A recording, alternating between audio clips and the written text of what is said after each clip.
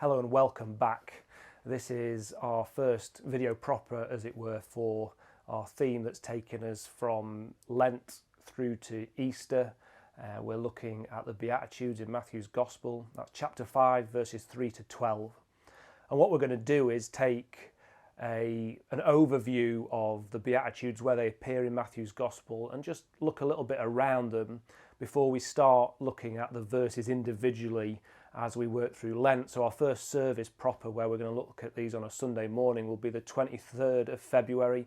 There'll be a video out just before then on the Monday, so you've got a week to sit with that first verse. But this is just a bit of a building block, a foundation, so that we can understand where these words that Jesus shares at the very beginning of the Sermon on the Mount come from, and what they're about and how they fit in with the wider context of his gospel.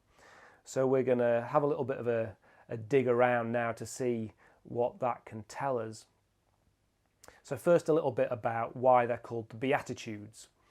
The word beati is a Latin word. It appears in the Latin translation of the Bible, which is called the Vulgate. It was translated in about the 4th century AD and became the official Bible of the Catholic Church in the 16th century and is still used in some places today.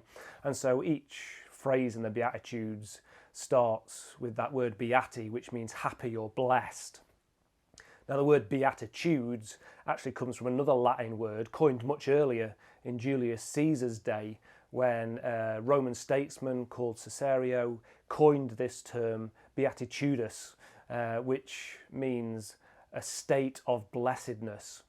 And when the Bible was sectioned up into verses and chapters, and we added titles to try and give a description about what was happening in the Latin Vulgate, the title was given the Beatitudes, the state of blessedness. And so when that was brought into the English language, we gained this word, the Beatitudes. So the term comes from this Latin word beati. In the Greek, the term is marikios, and is, again, just means happy or blessed. And it's that word that begins each and every sentence as we see it. Now, like I said, we're going to look at a bit of a wide angle to begin with, because it's important when you're trying to work out what a verse says that you don't just look at that verse, because then you're taking it out of its context. Sometimes it's important to read much broader around a passage or a word or a verse to try and understand exactly what it's saying. So here we have the Beatitudes, beginning of chapter 5, but you want to read what just comes before that, chapter 4, and also what follows that, so the rest of the Sermon on the Mount. So that's the rest of chapter 5, 6, 7, and then into chapter 8 to see what Jesus does afterwards, because that will give you an overview of what is going on here. Now, the Beatitudes form the Sermon on the Mount, and this is a whole load of teaching that Jesus gave to his disciples, but also to a crowd that were gathered with him, about the way he wanted them to live, his manifesto of sorts. And so there is a whole load of instructions in there. But this sermon, in one sense, may look odd to us, but for those people that were listening, it was something very normal. Jesus does some things that were not unusual for people like him, teachers, rabbis, to do in his day. So he does a number of things. He corrects misconceptions. So we'll see as we look at the Beatitudes in greater detail, but if you read through the rest of the Sermon on the Mount, you'll see that Jesus talks around a whole load of subjects, and he often uses the phrase, "You have heard it said, but now I say." And what Jesus is doing is he's taking Old Testament scripture, Old Testament ways of understanding things, and then he is reinterpreting them, giving them new meaning for those people there. So there's a whole load of readdressing maybe some misunderstandings or some better ways of seeing things in the Sermon on the Mount.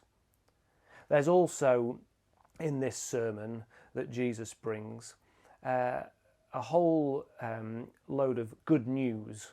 This isn't law that he's bringing out. This is actually good news to the people that are hearing it. So it's good to remember that that's what this sermon is about that we have here.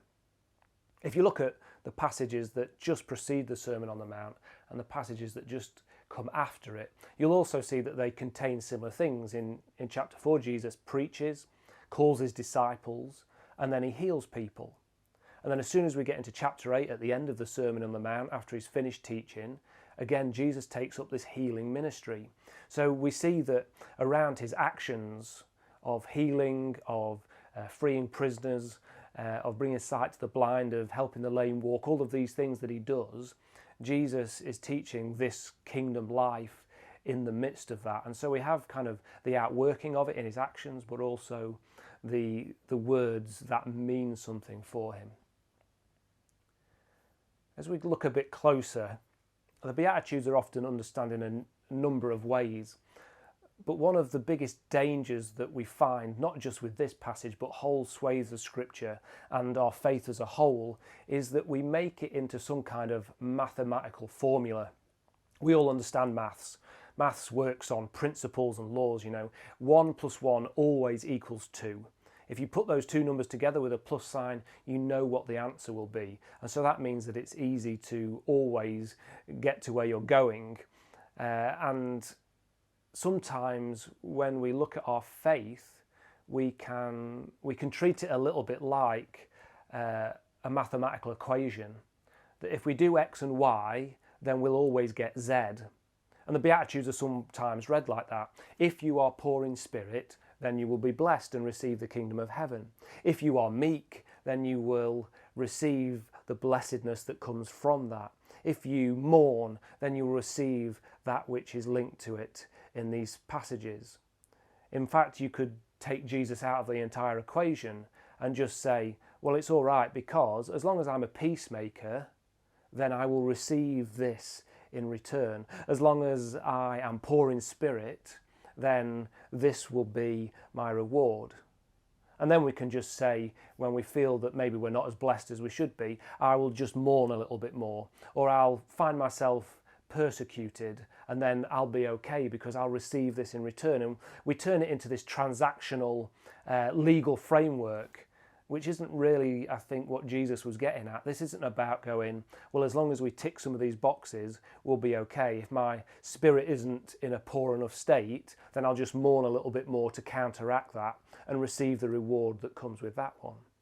We can't read the Beatitudes thinking that it's a system that we can play.